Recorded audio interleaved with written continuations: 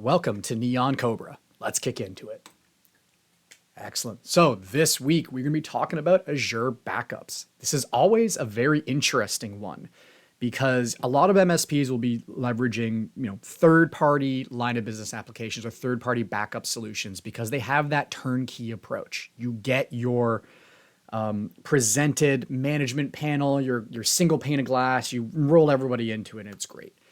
But you're going to pay for that, right? There are licensing costs. So when we're looking at maybe optimizing or adopting more of the Microsoft stack, we start to look at Azure Backups. And it has the ability to protect things on-prem, but more often than not, we will see this used in Azure for a very cost-effective way to back up. Now, some of the concerns, we won't get too much into the technology, but it does your incrementals, it does your 4 hours, it does snapshots. So, what you've come to expect from backups. But one of the biggest kind of complaints or concerns I always hear is, hey, I've got all my eggs in one basket, right? If my environment's compromised, I'm losing my backups as well. And that is very much a valid concern. So Microsoft's done some steps to mitigate this.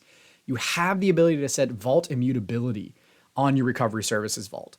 So if you set, say, a 1-year retention period, no matter what happens, not even a Microsoft rep can purge that vault. So in the event of compromised credentials and someone gets into the environment, you can still recover from that.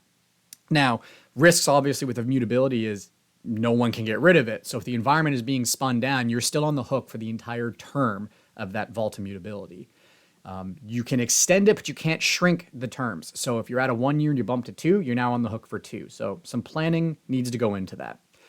You can also, some of the other concerns are, what if my, backups become encrypted? Because very common deployments is we tend to have the NAS in the same environment as maybe the server. So ransomware can kind of ripple into it.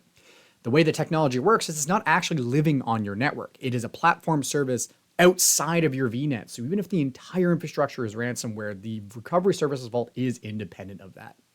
Very cool technology. More information in the blog. Thanks for joining.